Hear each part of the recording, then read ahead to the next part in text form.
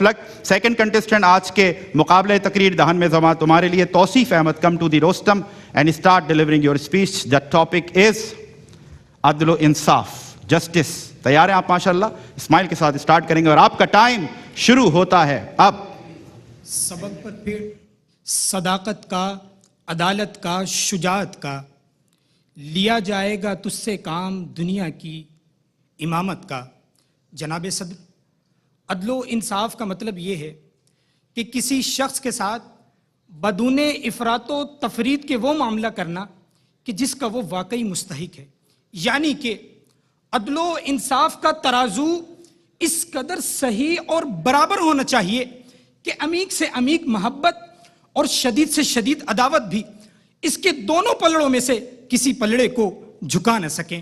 یعنی کہ نہ محبت و تعلق آپ کو راہ حق سے ہٹا سکے, نہ عداوت و دشمنی آپ کو انصاف سے پھیر سکے. بس یہی عدل ہے اور یہی انصاف ہے.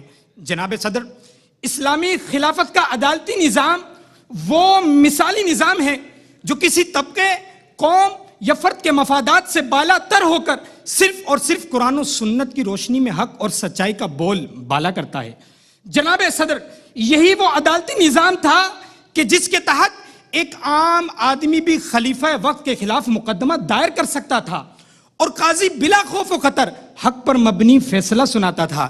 جناب صدر, اللہ تعالیٰ نے قرآن کریم میں عدل و انصاف کو اسلامی حکومت کا بنیادی حصول قرار دیتے ہوئے ارشاد فرمایا کہ بے شک اللہ تمہیں حکم دیتا ہے کہ امانتیں ان کے اہل کے سپرد کرو, اور جب تم لوگوں کے درمیان فیصلہ کرو تو عدل و انصاف کے ساتھ فیصلہ کرو.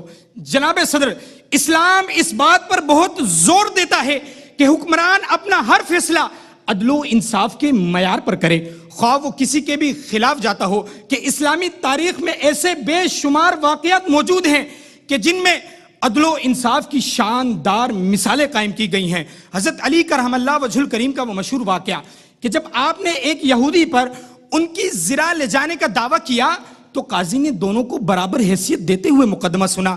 چونکہ حضرت علی کرم اللہ وجہ الکریم گواہ نہ پیش کر سکے تو قاضی نے حضرت علی کرم اللہ وجہ الکریم کے حق پر ہونے کے باوجود فیصلہ یہودی کے حق میں سنا دیا. جناب صدر, اسلامی خلافت کا عدالتی نظام جب پوری آب و تاب کے ساتھ قائم تھا تو عدالتیں کسی دباؤ, جانبداری یا اقربا پروری کا شکار نہیں ہوتی تھی, اور اسلامی خلافت کے عدالتی نظام میں کسی کو اپنی دولت, طاقت یا رتبے کی بنیاد پر کوئی ناجائز فائدہ نہیں پہنچ سکتا تھا, بلکہ امت مسلمہ کے قاضی ہمہ وقت عدل و انصاف کے تقاضوں کو پورا رکھتے تھے.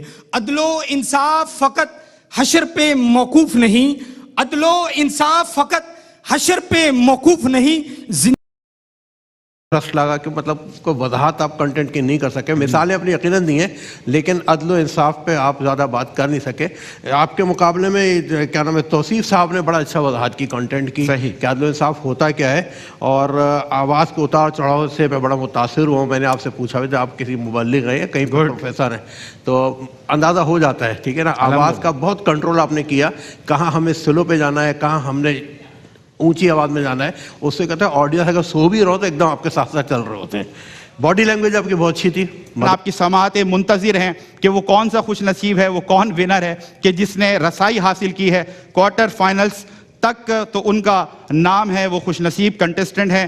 توصیف احمد, آپ کو بہت مبارک ہو ماشاءاللہ, best of luck quarter finals کے لیے. ہمیں امید ہے اور بہتر انداز سے آپ کی پریزنٹیشن کوارٹر فائنلز میں دیکھنے کے لیے ملے گی. تینوں منصفین کا بہت بہت شکریہ, جزاک اللہ, سو نائس آف یو. اور بریک کے بعد جناب رئیس احمد علم و علماء کے ساتھ